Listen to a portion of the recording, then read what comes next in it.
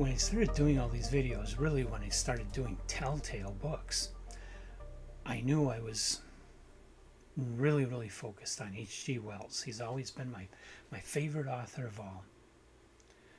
And I definitely wanted to do videos on his works.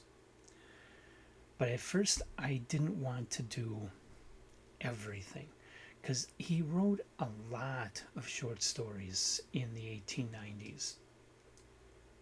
And they're not all really exciting, thrilling stories, and a lot of them aren't science fiction either. So I wasn't going to go into all the stories, but then I started last year with Philip K. Dick making the decision to read everything, and then I started doing all kinds of other authors where I want to read absolutely everything they've written. And I started thinking recently, well, why the heck haven't I gone back then and done this with H.G. Wells? I made the decision recently to go back and start going through everything by Stephen King in order and doing videos about all of them. And I've skipped so much of Wells' most popular works, the ones in the 1890s. After the 1890s, I mean, he was a very famous writer, making lots of money, really selling his books. But after his death, a lot of what he wrote in the 20th century has kind of fallen away. People aren't really reading it much anymore. So the 1890s are where the majority of his most popular works are to be found. And I skipped over most of what he wrote. So I'm going back and correcting that. And so I'm going all the way back to the earliest story I can get my hands on by H.G. Wells, number 1, published in 1887, February of 1887. He was in school at this time, and it was published in Science School's Journal number 3 for February 1887, and he published it under the pseudonym of Septimus Brown. It's a short story, and the basic synopsis is two men are looking at this painting. Wells doesn't specifically mention this, but the description of the story sounds a lot, the description of the painting in the story sounds a lot like the type of painting that would have been done by, and of course now I'm going to draw a blank on his name. He did these kind of apocalyptic landscapes. But I can't recall his name. One of my favorite artists too. One of my favorite British artists, and now I can't remember the name. Damn. Okay, so there's a puzzle for you. Leave in the comments if you can find the name of that artist. He's a great artist, but he's not super well known like Claude Monet or Vincent van Gogh. And he's a romantic period artist. Okay, so you have these two guys that they're looking at this painting, or actually it's a reproduction of the painting that they're looking at, and they're talking about it. And the one man, the painting shows a human being and a demon in an apocalyptic landscape.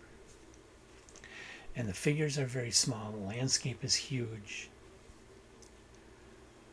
And the two men are then talking about man's place in the universe as they see it in this painting. And they have two completely different explanations. The one guy seeing nature as being greater than man and man being lost in nature, and the other guy focusing in on the two figures and the fact that one's a demon. It's an interesting little philosophical story. Not much plot to it. The two characters look at the painting and they talk about it, and that's the end. But it kind of sets the stage for what H.G. Wells is going to do. He loved thinking about modern man and where modern man stands in relation to the universe and change and society and history and the larger forces that are affecting us. That's pretty much what Wells' work would always be about. And right from the start, that's what Wells is talking about. I wouldn't call this a great story. It's too short, too incidental to really call it great, but it's an interesting story. So anybody that really loves H.G. Wells, I would say you want to read this one.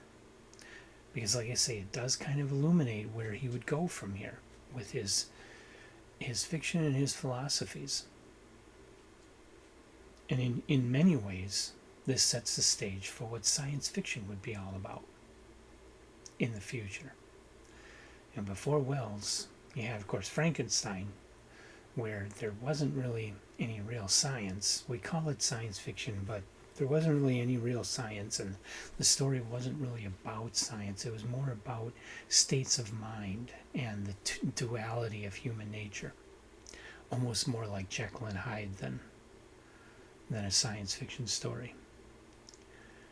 And there's Jules Verne, of course, but Jules Verne was more interested in talking about his fanciful inventions and his trips to different areas, mostly different areas of the earth, although he did take trips to the moon and trips to mysterious islands and under the sea and into the center of the earth and places like that.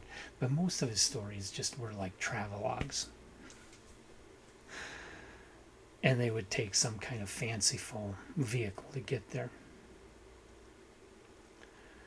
So it took H.G. Wells to really start to say, hey, wait a minute, all this science stuff is really changing things. It's really affecting people. It's remolding society. And what is that going to look like 10 years from now, 50 years from now, 200 years from now, 801, 702 AD?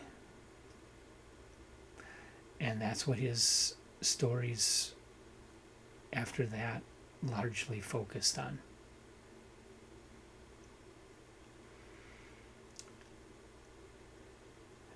So give that a shot. Like I say, it's super short, won't take much of your time, and it's worth it. And I will continue going back over all these older stories. The next story, number 2, is A Tale of the 20th Century. And I hope you'll join me for that and all the other videos I do. In the meantime, like us, subscribe to us, and leave comments. Come on back. I'll be in the next video.